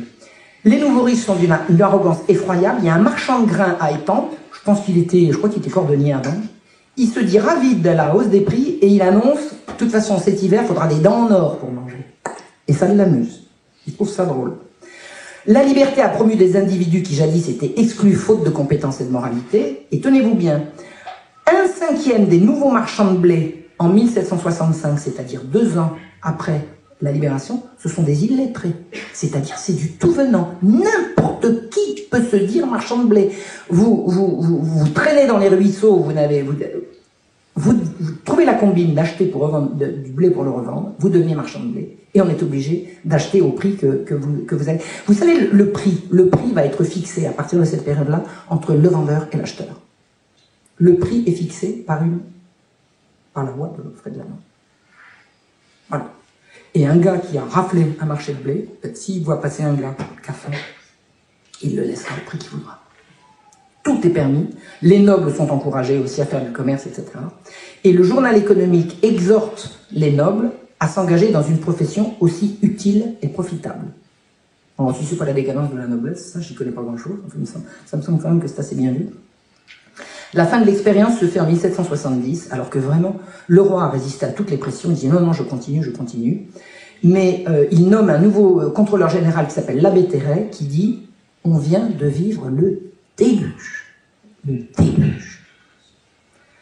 On rétablit la police. La police, de retour dans ses prérogatives habituelles, fouille partout pour trouver des stocks et les remettre sur le marché. La police retrouve sa raison d'être. Un torrent d'émeutes secoue le royaume entre le mois de mars et la moisson. Un intendant écrit « Exaspérés de voir partir leurs provisions, les Byzantins s'insurgent contre les affameurs du peuple. Pendant près de 3 jours, les émeutiers déambulent dans les rues en quête de pain. Armés de fourches et de bâtons, ils insultent la police. Le peuple traite les individus arrêtés en héros et en martyrs et organise des quêtes en faveur de ceux qui sont détenus pour avoir intercepté du grain pour le bien du peuple. » Il y a des violences absolument partout. Le pire est à Troyes. La taxation populaire s'organise et les autorités regardent ailleurs. Taxation. Dès que le peuple a faim, il taxe. Les marchands et les bons citoyens hurlent au complot. C'est la lie du peuple. Alors ça, l'expression, elle est de Voltaire. La lie du peuple. Dès que le peuple bouge, c'est la lie du peuple. Mais enfin, les marchands peuvent toujours crier. La lie du peuple, finalement, a gain de cause et elle crache à la figure des laboureurs qui en profitent. C'est la haine. Des gens mangent la nourriture de leurs animaux. Les gens meurent de faim. Et ceux qui n'ont pas d'animaux ne mangent pas, meurent de faim. Incidemment, j'ai étudié la courbe des abandons d'enfants dans mon enquête sur les enfants de l'hôpital général. J'ai étudié la courbe des abandons d'enfants, elle suit exactement le prix du blé. Alors qu'on vous a vendu, on nous a vendu pendant 1 siècle et demi que les abandons d'enfants, c'est le progrès du libertinat. Ben voyons. Parce que les femmes sont des mauvaises mères, elles font des bébés, elles les abandonnent. En fait, pas du tout, elles les abandonnent pas. Elles les confient à l'institution parce que ne pouvant plus les nourrir, elles espèrent qu'en les confiant, au moins leurs enfants auront la vie sauve. Et moi qui ai vu arriver les petits billets accrochés aux langes des bébés dans les archives de l'assistance publique, je m'entends vous dire que c'est une épouvante. C'est une épouvante, ces abandons d'enfants. C'est vraiment atroce. Et c'est le prix du blé qui justifie ça. Donc, comme les prix ne baissent pas, le roi accepte, il dit ok, on recule. Fin août 1770, le Parlement de Paris, sur ordre du roi, enfin avec l'approbation du roi, abroge toutes les libertés accordées en 1763 et rend à la police toutes ses prérogatives par un arrêt. on arrête maintenant les enlèvements du pain du peuple. La libre circulation est quand même maintenue dans le royaume, à l'intérieur du royaume, mais un petit peu sous surveillance quand même. Le Parlement décide d'organiser un grand procès de tous ceux qui tout ce qu'on appelle les monopoleurs, c'est-à-dire tous ceux qui sont enrichis, et ça ne sera pas mené à bien. Ils arrêtent quelques suspects, puis ça s'arrête. En toute façon, les monopolaires, ils ont obéi la loi. Alors qu'est-ce que vous voulez leur faire? Et dans la foulée, est organisé ce qu'on appelle le coup de Maupeou. Alors ça, je peux pas vous résumer ça, mais en gros, le roi rembourse leurs charges aux magistrats et crée une nouvelle justice avec des nouveaux juges, croyant que ça va s'arranger comme ça. Donc, on accusera Choiseul, c'est-à-dire le ministre, c'était le ministre de, je sais plus trop quoi, Choiseul, c'était un type d'une importance considérable, il avait vraiment l'oreille du roi. On l'accusera Choiseul d'avoir été la cause de la cherté, et on fait un bilan. En fait, la libéralisation devait créer la prospérité et arranger les finances publiques. On est en récession économique avec la famine et un chômage massif. 63-70, 7 ans d'horreur. Pour Terray, qui arrive, nouveau contrôleur général des finances, il dit « La subsistance est une affaire d'intérêt public et non privé, une question nationale et non locale. Il existe une unité nationale et une solidarité économique et sociale entre les parties constituantes du royaume. Il ne faut pas que le grain devienne un objet de spéculation pour les riches. » Alors c'est ce qu'on vient de faire pendant 7 ans. Et c'est tout le programme libéral. Le Parlement de Toulouse critique, il dit « Le dit Seigneur roi ne doit que liberté, sûreté et protection à ses peuples, il ne leur doit point la subsistance qui doit être le prix de leur travail et de leur industrie. » Ceux qui ne sont pas contents parce qu'ils n'ont pas à manger, c'est parce qu'ils ne travaillent pas assez. Et ça, on retrouve ça dans tout le discours de Voltaire. Les gens qui s'arrêtent de travailler, ils n'ont qu'à travailler le dimanche, ils n'ont qu'à pas, voilà, il n'y a qu'à travailler 365 jours par an. S'ils peuvent travailler la nuit, ils auront de quoi manger, ils auront de quoi s'acheter les subsistances. Puisque on a bien compris que les subsistances, elles existent. C'est le prix qui le rend prohibitif. Hein. Les subsistances existent. Donc pendant cette période, 1770, les physiocrates font profil bas. Hein. Donc leurs ennemis se déchaînent, on les tourne en ridicule, on dit qu'ils ont prêché une philosophie de famine et de désordre.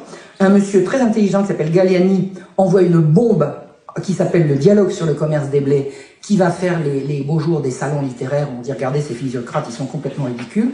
Et c'est à ce moment-là que une espèce de scission se fait dans le camp des physiocrates, où vous avez Diderot qui était partisan, mais au-delà de ce qu'on peut imaginer de cette liberté nouvelle, c'est lui qui a promu. Diderot, c'est l'encyclopédie. Donc tout le mouvement physiocratique, il l'a promu, il a contribué à l'élaborer, il l'a envoyé à toute l'Europe, etc. Diderot est un libéral. Quand il voit ça, il se retourne. C'est-à-dire que c'était pas un mauvais cheval. Jamais Voltaire se retournera. Voltaire, il sera partisan de la liberté jusqu'au bout. Donc Diderot se retourne, parce qu'il dit qu'il était partisan du libéralisme jusqu'à ce qu'il voit ce qu'il a vu, c'est-à-dire vraiment des horreurs, et il passe de la sympathie pour la philosophie, pour la physiocratie, à un dégoût.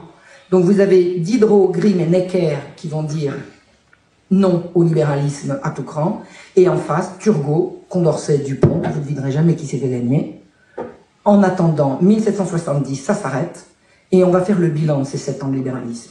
C'est-à-dire de ces 7 ans de victoire, de tentative d'application, c'est pas encore la victoire, mais c'est tentative d'application des principes des Lumières. On est bien d'accord, c'est la raison contre la superstition, la physique contre la croyance. Le peuple obéit et le roi nourrit. Ça n'est plus valide. On a toujours pensé que le peuple obéissait parce que le roi le nourrissait, c'était le contrat, c'est terminé. On a toujours pu éventuellement accuser le roi d'imprévoyance, mais maintenant on se met à l'accuser de malveillance. C'est une première. Jamais le peuple français n'a cru le roi malveillant à son égard. On y est. Des gens accusent le roi d'avoir fait ça pour s'enrichir lui-même. Et le roi avait beaucoup de raisons de s'enrichir, parce que comme il avait une maîtresse absolument odieuse, qui était cette Pompadour, qui lui faisait dépenser des 1000 et des 100, elle se faisait acheter des châteaux, puis les agrandir et ceci et cela, le roi courait toujours après l'argent. Et ceux qui lui ont dit, vous allez acheter du blé et le revendre et vous allez vous faire des sous, ces gens-là, je ne sais pas s'ils l'ont dit, mais la rumeur courait que le roi s'enrichissait sur le commerce du blé. Ça a été catastrophique pour l'image du roi. Bien sûr que le roi spécule sur les blés, vrai ou faux, je ne sais pas, tout le monde le croyait, parce que tout le monde avait bien compris qu'il fallait que quelqu'un paye toutes les frasques de la Pompadour. Donc, la libéralisation fait dire que le roi s'est retourné contre la nation. Ça n'était jamais arrivé dans l'histoire de la royauté. Le peuple n'a plus confiance, le règlement de compte n'est pas loin. On est en 70, faites le compte. Il n'y en a plus pour longtemps. En fait, la royauté s'est tirée une balle dans le pied. L'impopularité du roi est à son comble. Le roi a fait deux choses qu'il ne fallait pas faire. Il a touché aux enfants. C'est l'affaire que j'ai racontée dans vous savez, les enlèvements d'enfants 20 ans avant. Et il a touché au pain du peuple. Et moi, mon credo de ce que je comprends à travers l'histoire, il y a deux choses auxquelles il ne faut pas toucher en France. C'est les enfants et le pain du peuple. Là, il a touché aux deux. Il est cuit. L'endettement de l'État est vertigineux. Ça va ne faire qu'empirer. Mais pour les Lumières, ça n'a pas marché parce qu'on n'en a pas fait assez. Et la phase suivante, ça va être de s'attaquer aux corporations, c'est-à-dire à tout le système de protection du monde ouvrier. Voilà. Ça, je vous le raconterai une autre fois. Je n'en ai terminé là. Je vais repasser la parole à Alain. Je voulais vous dire que l'essentiel de ce que j'ai tiré, de ce que je vous ai raconté, à part que j'ai lu tous les textes dont je vous parle, ça a été tiré du travail d'un monsieur qui s'appelle Stephen Lawrence Kaplan, qui est un universitaire américain, professeur à New York, et qui est chargé de cours à Sciences Po. Et ce monsieur est tellement amoureux du peuple français qu'il a fait toutes ses recherches sur le peuple français. Et c'est comme ça qu'on lui doit ce remarquable travail, remarquable. Voilà, je vous remercie.